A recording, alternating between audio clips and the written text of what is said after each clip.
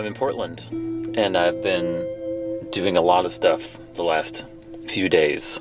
I drove up here to play at a experimental improvised music festival that was put on by the Creative Music Guild, which was very awesome. I opened the festival and played while people were entering and did my live looping thing.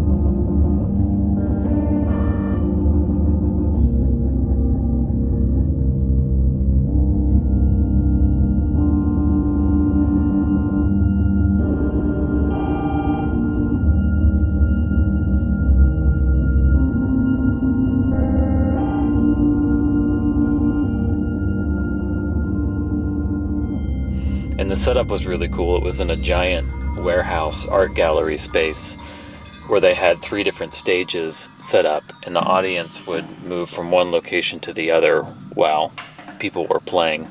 They would have different sets. So there was only like a 5-minute break between each person because they were able to set up and tear down while still having music going on. It was very cool, very inspiring. And the day after that, I spent all day in the studio at Jackpot Recording with Larry Crane, who is an engineer and also he's a Portland fixture and also editor of Tape Op magazine. He founded Tape Op magazine, and I was kind of excited just to meet and work with him because I've been reading that publication for 16 or 17 years. Super inspiring. I was working on music by my friend Chris Benson, builder of my beloved Benson amps, and he's got a new project called Molter, which is inspired by 90s alternative guitar rock music, which that's what that was like my mother's milk when I was young, walking around with a Discman and a pair of headphones, wearing out records by Sonic Youth and Smashing Pumpkins and Soundgarden. So that was a blast. I played drums, we recorded 6 songs, and I'll be co-producing and working on that music. Don't know when that'll come out, but I'm excited to work on it.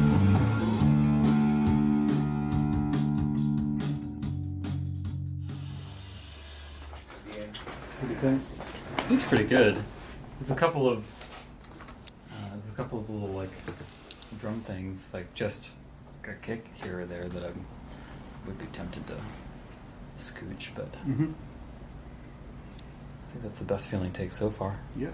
Thoughts? We did scooch. I like the feel of it. Yeah. Yeah, I like this a little. It sounds a little rowdier than earlier today. Yeah, for sure. Yesterday, we just did a lot of rambling, spent some time with a guy named Matt Proctor, who builds guitars under the name M-Tone. And he is a trained sculpturalist. I don't know what the word is.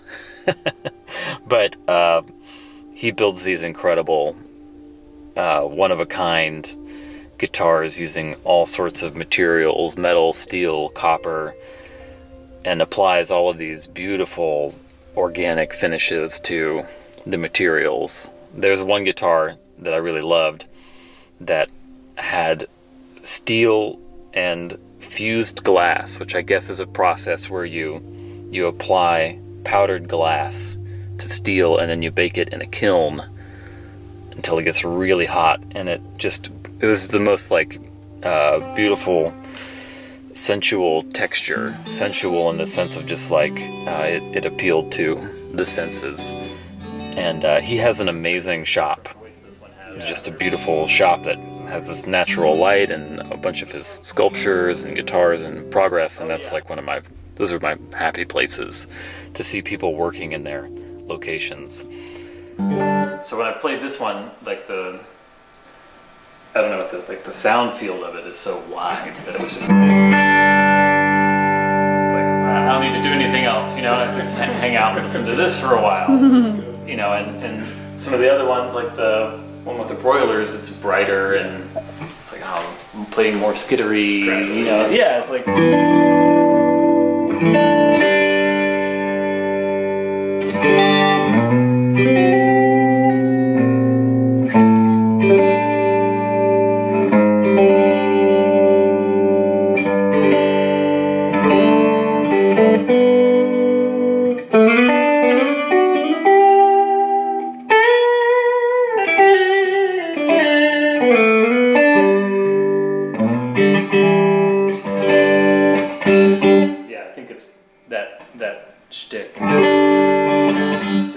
much sustain is there, and you know, what kind of, how much music is in the instrument. But these are all like, I just want to hang out and play now because these are all really cool.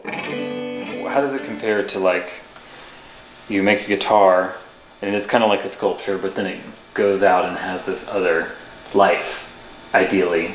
I love that. Versus, you know, a sculpture. I guess people interact with it visually.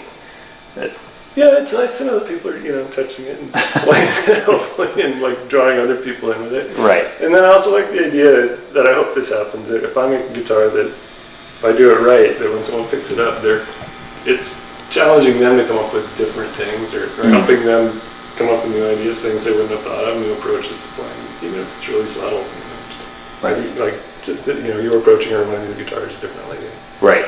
I love that. Yeah. Spent some time at the Japanese gardens, which is beautiful. Another treat for the senses, and just in general enjoying Portland's beautiful culture and neighborhoods and vegan food and all of those things. So it's been a delight. Today we're going to go do some more running around and just drinking in a little bit of the beauty that is here before we head home.